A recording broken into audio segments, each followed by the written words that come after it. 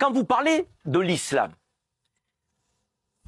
je ne sais pas si vous vous mettez à la place des Français de confession musulmane qui sont au nombre à peu près de 6 millions dans notre pays, 6 à 7 millions aujourd'hui, qui pour beaucoup sont des fonctionnaires de police qui servent à la République, des enseignants qui servent à la République, des médecins, des infirmières, des aides-soignantes qui, dans cette séquence-là, sauvent des vies, plus que à l'accoutumée, si je puis dire, avec le virus, des femmes de ménage, des agents de sécurité, des commerçants, des artisans, des chefs d'entreprise.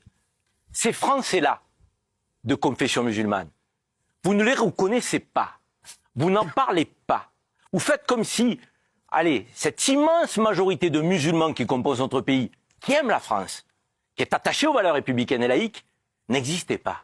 Vous faites fi de cette France-là, de ces Français-là, et vous focalisez sur des minorités que nous devons combattre. Parce qu'à l'évidence, quand on aime notre pays comme je l'aime, on doit combattre l'islamisme et le terrorisme. Mais on ne doit pas combattre les musulmans. On doit combattre la délinquance. Mais on ne doit pas combattre les jeunes de banlieue ou les habitants de banlieue, en estimant qu'ils sont tous potentiellement des délinquants en puissance. On doit renvoyer les immigrés en situation irrégulière. Mais on doit aussi reconnaître qu'il y a des immigrés en situation régulière qui permettent le développement de notre pays, qui respectent les lois de la République et qui aiment la France autant que vous et moi. Alors, Et je trouve que ce constat que vous faites, qui est cataclysmique, qui est potentiellement un constat qui nous mène à une libanisation, vous aimez beaucoup ce terme-là, à une forme de guérilla civile. En fait, c'est presque ce que vous souhaiteriez. J'ai l'impression que pour servir votre campagne, il faudrait qu'il y ait des actes terroristes ici et là, et vous viendriez vous en plaindre, mais quelque part, ça servirait votre logiciel. Monsieur Zemmour, je pense que la guerre civile, elle n'est pas à nos portes. Et quand on est un candidat à la présidentielle, on a un enjeu.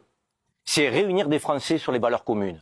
C'est faire en sorte que dans notre pays, l'unité se recrée, parce qu'effectivement, il peut y avoir une désaffection, et j'ai envie de dire une perte de croyance aux valeurs républicaines et laïques. Ça n'est pas mon cas. Moi, je les ai chevillés au corps. Moi, je suis né dans la cité des papes. Je suis un provençal. Je suis le petit-fils de Fatima et Hélène. Quand je vous entends, je suis effrayé. Je me dis, mais de quelle France me parle-t-il? Alors, laissez-le répondre, Karim. Et je m'appelle Karim.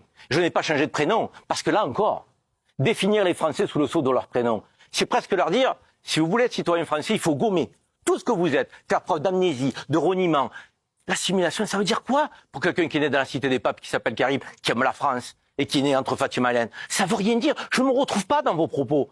C'est effrayant, c'est inquiétant. Et moi, je ne voudrais pas, Éric Zemmour, que des Français qui, aujourd'hui, ne sont pas radicalisés aient l'impression que